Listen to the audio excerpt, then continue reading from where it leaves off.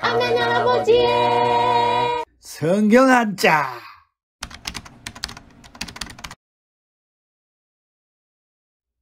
안녕하세요. 오늘은 성경 한자 제6과를 하겠습니다. 제6과에서 성경은 출애굽기 8장 27절의 말씀을 인용한 겁니다. 거기에는 우리가 사흘길쯤 광야로 들어가서 우리 하나님 여호와께 제사를 드리되 우리에게 명령하시는 대로 하려 하나이다. 거기에 광야라고 하는 말이 있죠. 그래서 오늘은 광야 평원이라고 하는 사자를 통하여 큰 깨달음이 있기를 바랍니다. 그러면 먼저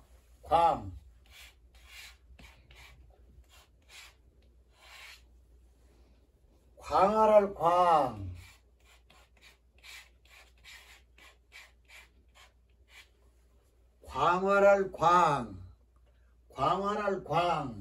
광활은 넓은 들보고 광활하다 그러죠. 광활할 그 다음에는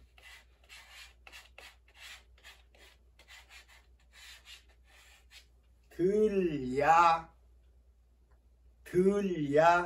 도시 말고 저 들야 광야니까 아주 넓은 들을 광야라고 하죠. 그 광야와 오늘은 평평할 평화라고 할 때 이 평자를 쓰죠.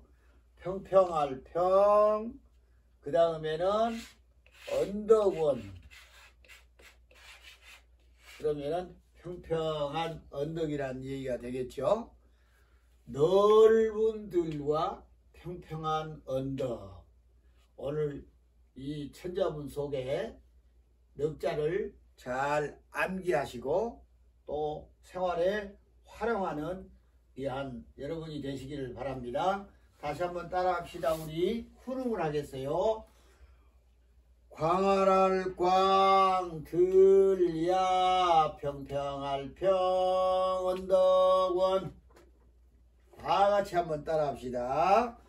광활할 들야 평평할 언덕원.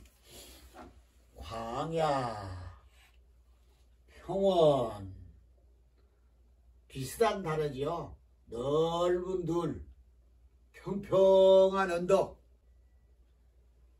여러분의 앞길에 광야 평원을 생각하면서 늘 이런 길로 개척하면서 살아갈 수 있도록 해야 되겠습니다.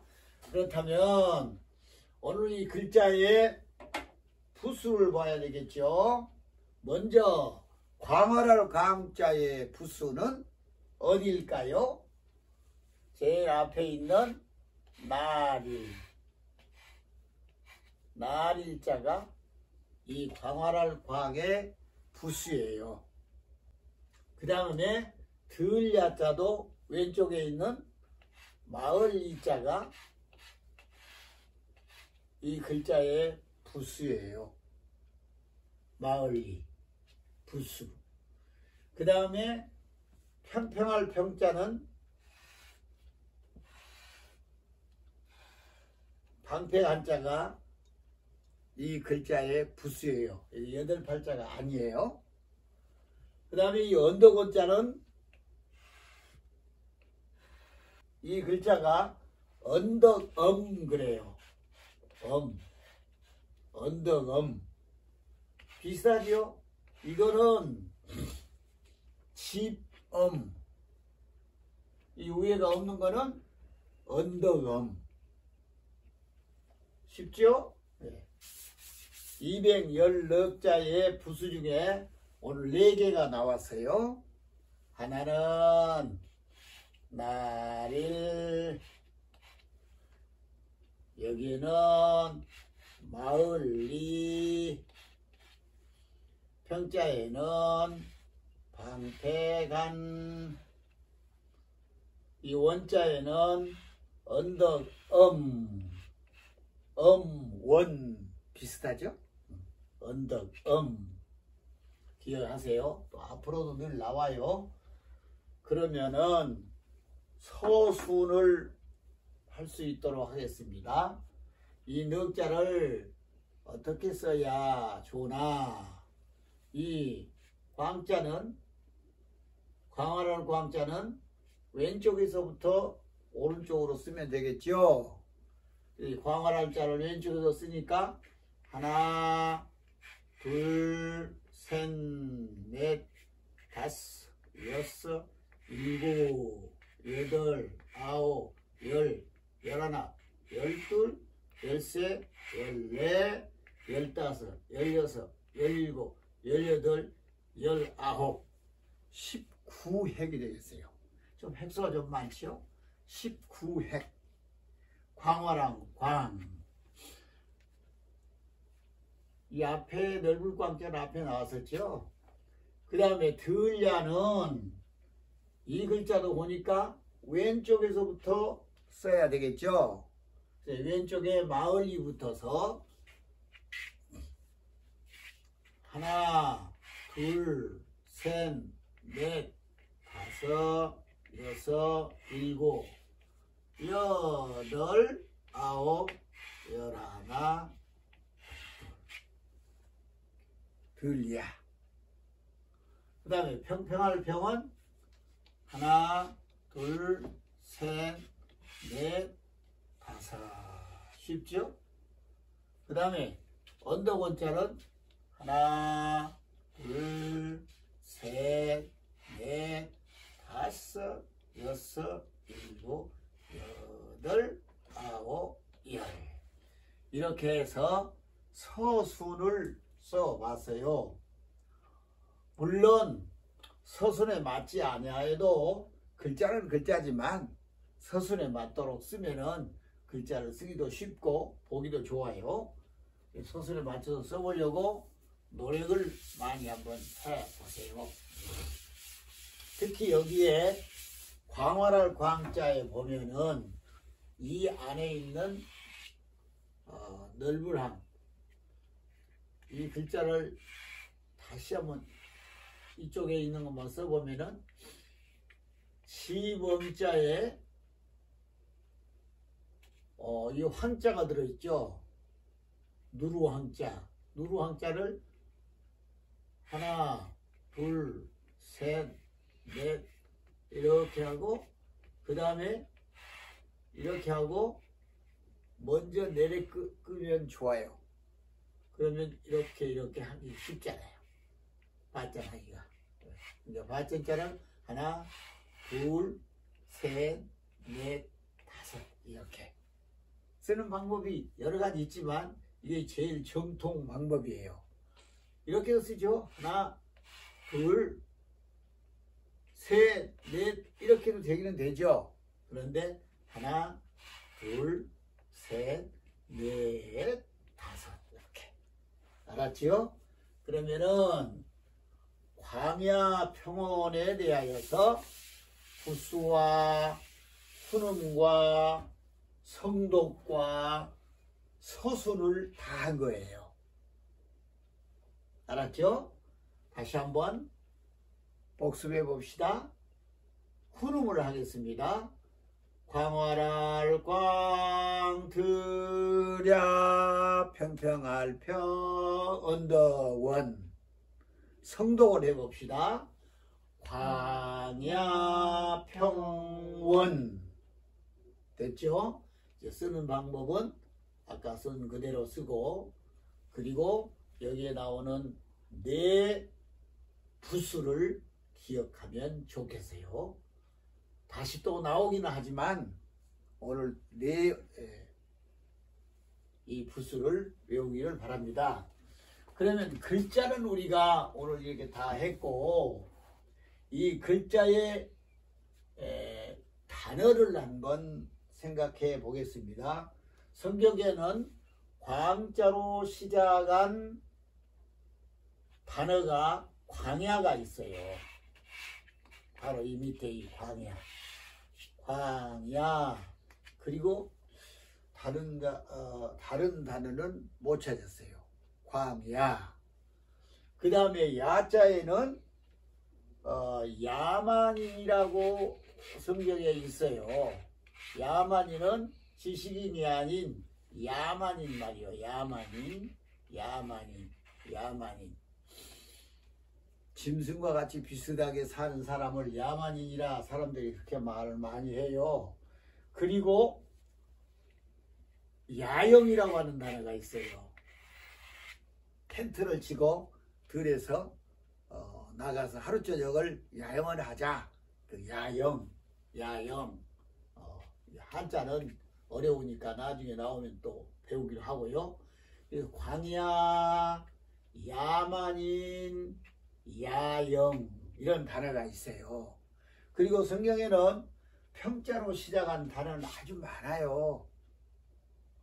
그 중에 2개만 평강, 할아버지 할머니 평강하시기를 바랍니다. 평안하시기를 바랍니다. 그 얘기죠. 그 다음에는 평생이라고 하는 단어도 있죠. 내 한평생 동안 한평생 60평생 80평생 90평생 하죠. 그 평생. 이 평자로 쓰는 단어가 아주 많이 있어요. 평강, 편안, 평생, 평시, 평온, 평지, 평탄 이런 글자가 아주 많아요. 2개만 해보고 이 원자로 시작하는 성경 단어는 원고. 원고 하면은 재판에서 원고 있고 피고 있고 그렇죠. 원고 글씨 쓰는 원고 말고 재판 용어지요. 원고. 그 다음에 원주민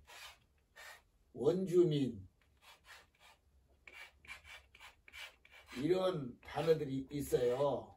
원주민은 본토인을 가리켜서 원주인이라고 그렇죠. 그러면 이스라엘 백성들이 가나안 땅에 갔을 때에 이 원주민들이 살고 있었어요. 이 원주민들을 추방해야 자기들이 살 수 있겠지 않겠어요? 원주민. 그래, 한번 다 같이 한번 단어를 읽어봅시다. 시작. 광야. 밑에 야만인, 야영, 평강, 평생, 원고, 원주민 이런 단어들이 성경에 기록되어 있어요. 그렇다면 오늘 이 광야 평온이 우리에게 주는 큰 깨달음을 가지고 우리가 이 네 글자를 생각을 할 수 있도록 해야 됩니다. 먼저 성경에는 이 광야에 대해서 이 얘기하는 내용이 아주 많이 있어요. 광야, 넓은 들. 그 광야가 오늘날 우리에게 주는 성경적인 의미를 생각해 보면은 큰 의뢰를 나눌 수가 있어요. 이 광야에 대해서 성경적인 고찰 중에 하나는 이스라엘 백성들을 광야에서 40년 동안 인도하는 사람이 누군지 아세요? 모세지요. 모세가 이 모세 선지자가 광야에서 하나님께서 만나 주었어요. 모세 일생을 보면은 40년 동안에는 최고의 능력을 쌓느라고 애굽 궁정에서 공부를 했어요. 왕의 훈련을 했어요. 그리고 자기민족을 생각하여 어떻게 처리를 잘못하다가 도망을 갔어요. 살인을 해서. 광야에서 40년 동안 양치기 노릇을 했어요. 그리고 40년 동안 나머지 40년 동안 뭐 했어요?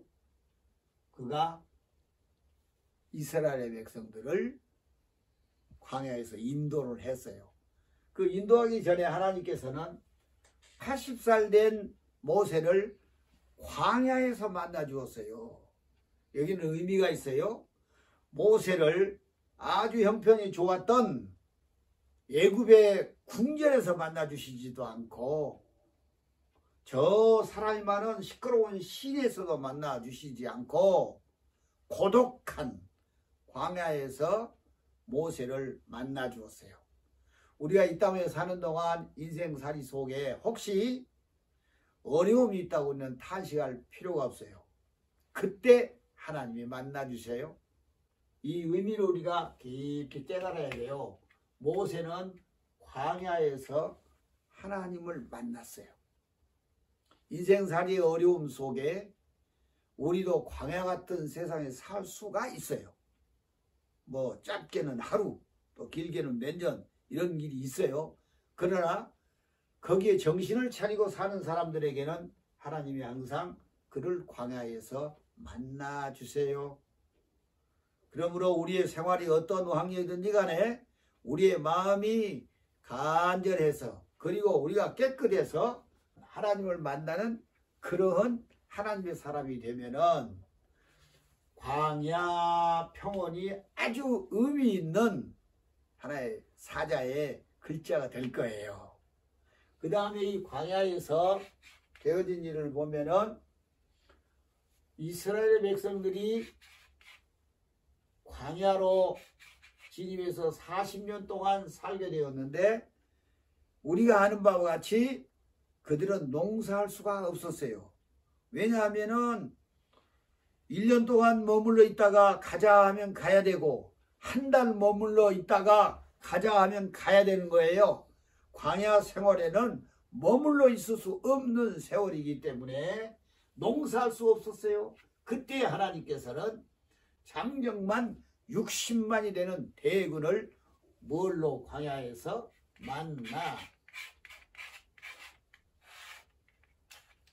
만나를 먹여주셨어요. 만나로 광야에서 주셨는데 이 만나는 참 묘했어요. 일용한 양식밖에 주지를 않았어요. 내일이 걱정스러워서 내일 양식까지 한꺼번에 거두어야 드리지 하면은 내일의 양식은 전부 냄새가 나서 썩어서 먹을 수가 없었어요. 그래서 하루하루의 양식만 하나님이 공급해 주었어요. 예수님께서 기도문을 가르쳐 주었을 때도 주기도문에 일용한 양식을 주옵소서 하는 그러한 대목이 있죠. 우리가 이 땅에 사는 동안 하루하루 하나님이 만나를 주심을 생각하면서 감사하게 살아가야 돼요. 오늘도 하나님 또 이 만나를 주셨구나. 감사합니다. 만나가 없는 사람에게 공급할 수 있는 마음의 여유도 우리에게 있어야 하지 않겠어요? 이 광야를 아는 사람들에게는 이 땅에 사는 동안 일용한 양식을 자기뿐만 아니라 이웃들도 생각하는 그러한 하나님의 백성의 삶을 하게 된다고 하는 것도 잊지 말아야 합니다. 그 다음에 광야에서 되어진 일 보면은 아사셀,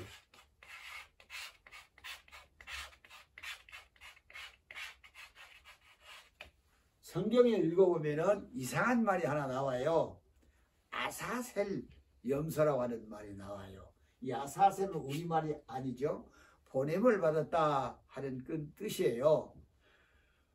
지금은 우리가 구약에처럼 짐승으로 제사를 안 드리지만은 예수님이 오기 전에는 사람이 죄를 용서를 받으려면 짐승의 피가 있어야 했어요. 그때에 대속죄질이 있었는데 그러니까 속죄함을 받기 위해서 2마리 염소를 택해서 한 마리는 하나님 앞에 피를 보여 잡아서 번제로 속죄제로 드리고 제비 뽑은 2마리 중에 한 마리는 아사셀로 어디로 보냈느냐 하면 광야로 보냈어요. 산채로 광야로 보내면 어떻게 되겠어요? 그 염소는 다른 짐승에게 잡혀 죽어요. 거기에 뜻이 있어요. 그걸 보고 아사셀 염소라고 그래요. 광야로 보내졌어요. 누구를 위해서? 죄를 용서하기 위해서. 결국 우리가 죄를 지으면 그 죄의 대가를 받아서 성경에 있는 대로 죄의 싹은 사망이기 때문에 소망이 없어요. 죽을 수밖에 없어요.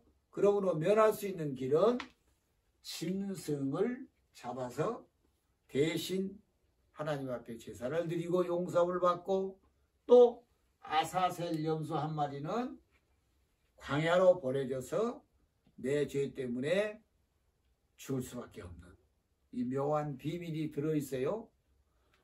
아사셀이라. 예, 광야 하면은 그래, 그 광야는 하나님이 만나주시는 장소도 되었고 백성들을 살리기 위하여서 일용한 양식을 주시도 했지만은 그 광야에서는 아사셀, 내가 지은 죄를 용서받을 수 있는 귀한 길 중에 하나인 아사셀 염소를 세상에 보냈던 그런 일도 이 광야 평원에 대해서 우리가 말씀을 들을 수가 있고, 그 다음에 중요한 부분이 하나 있는데, 이 광야에서 뭘 했느냐 하면은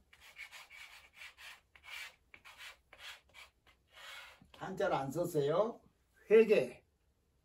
성경에 예수님보다 먼저 6개월 이 땅에 오는 가장 큰 선지자 누구죠? 가장 큰 선지자로 소개된 사람이 하나 있는데 세례 요한. 세례 요한이 하나님의 말씀을 증거했어요. 그가 제일 처음에 회개하라, 천국이 가까웠느니라 하고 많은 사람들에게 물세례를 주면서 하나님의 나라를 소개하고 자기 뒤에 오실 예수님을 소개했어요. 가장 큰 선지자가 회개하라, 천국이 가까웠다 이렇게 외치고 복음을 증거했는데, 그 뒤로 예수님이 이제 하나님의 말씀에 따라서 예수님도 세례를 받고 첫 번째에 하는 일이 회개하라, 천국이 가까웠느니라 이렇게 말씀하셨어요. 그러니까 이 광야는 아주 중요한 내용이 들어있어요. 광야에 몰려온 모든 사람들에게 회개해라, 회개하면 산다, 회개하라, 천국이 가까웠다 하는 장소가 광야였다고 하는 것을 성경에서 볼 수가 있습니다. 그리고 마지막에 한 가지 더 얘기한다면은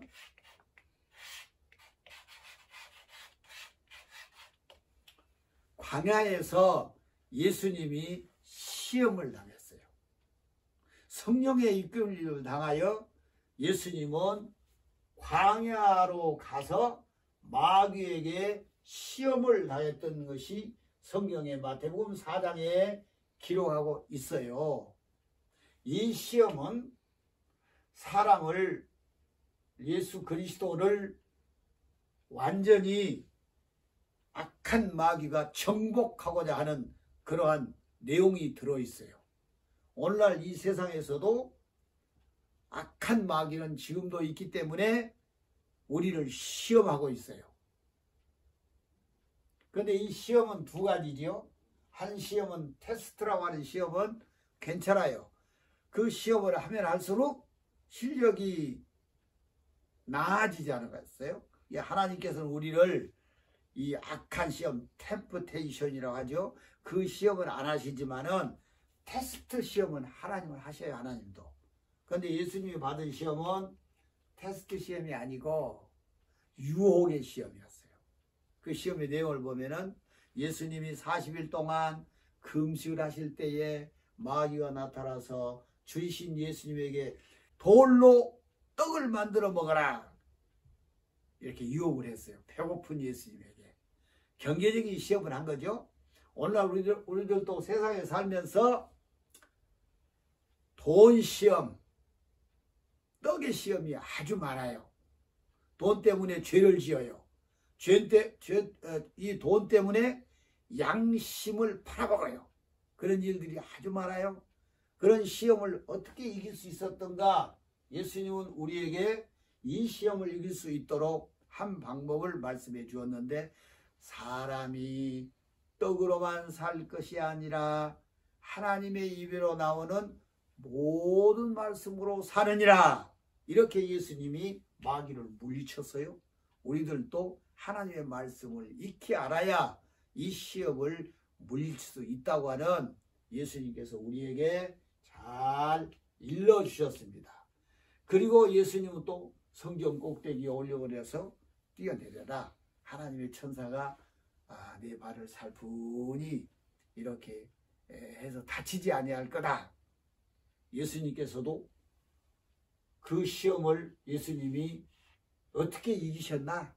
거기서 뛰어내렸을까요? 절대로 마귀의 말을 듣지 않죠. 주님을 시험하지 마라. 이렇게 말씀하시고, 또 예수님이 시험할 때 천하만국의 모든 영광을 다 보여주면서 절하기만 하면 내가 다 주겠다고 했을 때도 사탄아 물러가라. 주 하나님만 섬기라고 했지. 어찌 너를 섬길 수가 있겠느냐. 이 시험을 주님이 잘 통과했어요. 어디서? 광야에서.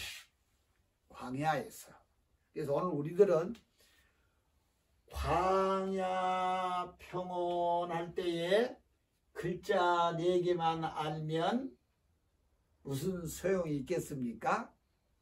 광야 평온에서 우리가 방금 들은 바와 같이 이러한 내용의 깊은 뜻을 이해하는 사람만이 광야 평온을, 글자도 중요하지만 그 내용에 숨겨있는 진리가 더 중요하다고 하는 것을 생각하면서 이 성경 한자를 열심히 공부해야 되겠습니다. 그러면 광야에서 되어진 성경적인 이야기를 5가지 지금 얘기했어요. 광야에서 모세를 만나 주었듯이 훈련하고 어려운 상태 겸손하게 되어지는 모든 우리들에게 만나주신 하나님 기억해야 됩니다.